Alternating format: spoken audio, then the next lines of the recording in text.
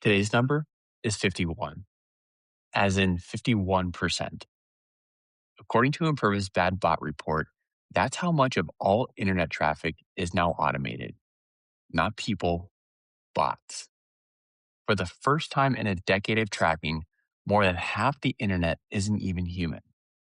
And if you work in marketing or e-commerce, that number may not be what you want to hear on a Monday morning. But more on that in a minute. Well, it's Monday, and welcome to the work week. While you're away this weekend, a few things dropped. Google launched a tool that lets you import your entire ChatGPT history into Gemini with a few clicks.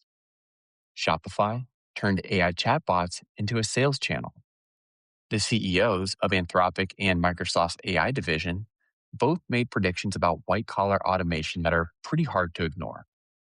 And Anthropic, the company that markets itself as the most careful AI lab on the planet, accidentally left its most sensitive internal documents in a public database. It was that kind of weekend. I'm Don Michalik, and this is your Morning Intelligence for Monday, March 30th, 2026.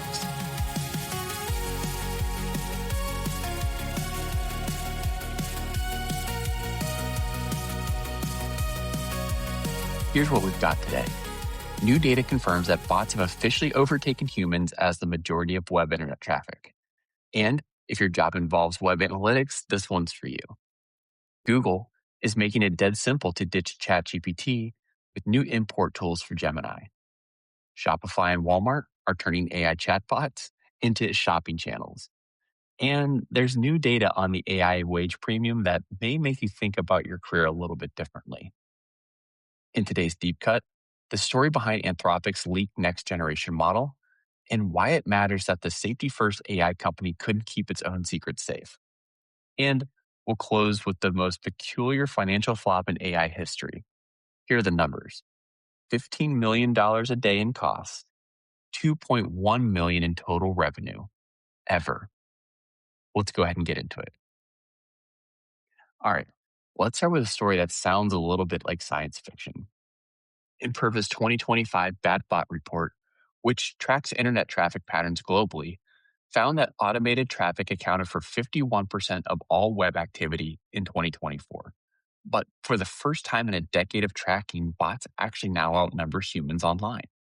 And a separate report for cybersecurity firm Human Security adds the AI layer here. Their 2026 report found that AI-driven traffic from large language models like ChatGPT, Claude, Gemini, plus AI agents and scrapers grew 187% in 2025 alone. Traffic from AI agents specifically surged near 8,000% year over year. Cloudflare CEO Matthew Prince put a timeline on where this is headed. Speaking at South by Southwest in March, he predicted bot traffic will fully dominate human traffic by next year. And he used an analogy that stuck with me here. He said, if a human is shopping for a digital camera, they may visit 5 sites. An AI agent doing the same task might visit 5,000 sites. Human Security's report also found that retail, streaming, and travel websites accounted for over 95% of all AI-driven traffic. So, if your company runs an online store, a media site, or a travel booking platform, the majority of your quote-unquote visitors may not be people at all here. So why does this matter? Well, here's why this isn't just a tech stat. If you work in marketing, digital advertising, e-commerce, or media, the numbers you look at every day are already affected here. Website traffic, ad impressions, engagement metrics, those are pretty much all the scorecards businesses use to make those types of decisions. And a growing share of the activity behind those numbers is now machines, not necessarily customers. That doesn't mean those metrics are useless, but it does mean the way companies measure online success is overdue for a serious rethink here. So, the bottom line here, more than half of internet traffic isn't human anymore. If your job involves looking at web analytics, take a hard look at your traffic sources this week. The numbers you're reporting may not mean what you think they mean. All right, let's get into the rundown today. Google just made it dead simple to leave ChatGPT. Google launched new tools that let you import your full ChatGPT or Claude conversation history into Gemini. and made its personal intelligence feature free for all US users. Here's what happened. On March 26th, as part of what Google is calling Gemini Drop, they rolled out two new features: import chats and add memory.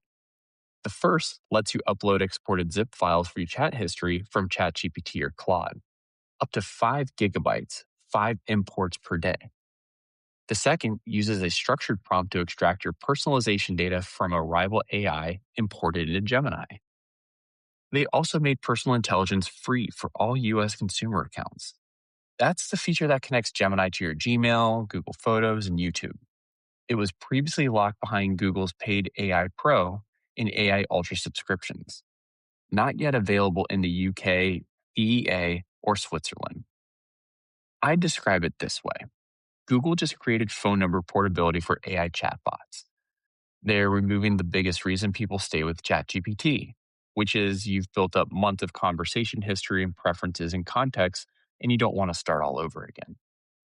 If you've been curious about Gemini, but didn't want to lose your ChatGPT context, that excuse is now gone. If you've been thinking about making the switch, spending 10 minutes this week playing around with the features may be worth your time. All right, our second story here. Shopify has launched agentic storefronts, and Walmart debuted an in-ChatGPT shopping experience. AI agents are becoming a commercial channel now. Two things happened this week that, when you put them together, tell you where shopping is headed here. First up, Shopify announced that its merchants can now enable AI agents to browse and sell their products directly inside ChatGPT, Google AI Mode, Microsoft Copilot, and Gemini. They're calling them agentic storefronts. As of March 24th, Shopify stores are all automatically discoverable by ChatGPT's reported 880 million monthly active users. No website visit required here. Second, Walmart launched Sparky, a ChatGPT integrated shopping experience where you can browse products, link your Walmart account, and use loyalty rewards. The experience routes you to Walmart's site or app to complete the actual purchase, but the browsing and discovery happens inside the chatbot. Now, for a little dose of honesty here. If you've been listening to this show up until now, you might remember we covered OpenAI's instant checkout feature on March 23rd. Well, it flopped, right?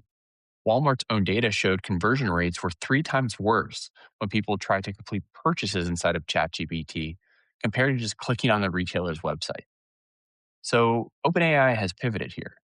They've launched something called the Agentic Commerce Protocol, an open standard maintained with Stripe, focusing on product discovery rather than in-chat checkout. Target, Sephora, Nordstrom's, Best Buy, Home Depot, Lowe's, and Wayfair have all integrated it. So the bottom line here, yeah, it's early and it's clunky, but the fact that every major retailer is now plugging into AI chatbots tells you this isn't an experiment anymore. If you work in marketing, e-commerce, or retail, or if your company sells anything online, AI agents just became a commercial channel you need to understand. All right, our final story in today's rundown. Top AI executives are making bold predictions about white-collar automation. Meanwhile, workers with AI skills are already earning significantly more. Two separate statements from AI leadership made waves this past week. Anthropic CEO Dario Amodei predicted that AI would eliminate half of entry-level white-collar jobs within 1 to 5 years, and warned that unemployment could spike to 20%. That's specifically entry-level positions, not necessarily all white-collar work, but it's still a striking statement from the head of one of the biggest AI companies in the world. Separately, Microsoft's AI chief Mustafa Suleyman went further in some ways and narrower in others. He predicted AI will match human-level performance on most professional tasks within 12 to 18 months. He was talking about task automation, accounting, legal work, marketing, project management, not necessarily full job elimination here. These are different predictions with different time frames and obviously different scopes, but they're pointing in the same direction here. And I want to be careful. These are executive predictions. CEOs have incentives to talk up AI's prowess. Take the timeline with a grain of salt. Now, here's where the data gets kind of concrete.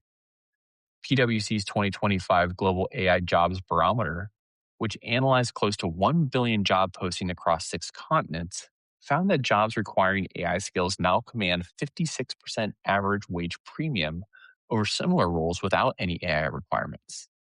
That's up from 25% the year before. The career math here is straightforward. You don't have to believe any specific automation timeline, but the 56% pay gap between AI skilled and non AI skilled workers, that's not a prediction from a CEO. That's data from over a billion job postings. All right, a quick thing before we get into the deep cut here. It's Monday.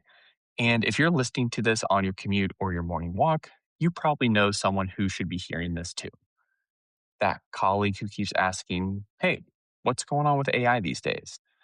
This episode is a good starting point for them. Send them the link. It takes 5 seconds, and I really appreciate it in advance. All right, let's get into the deep cut and talk about Anthropic's very bad weekend. Today's deep cut is a little bit about irony, specifically the kind of irony you really can't make up.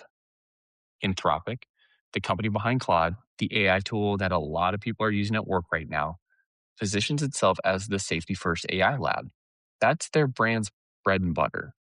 Careful, responsible, the adults in the room type lab.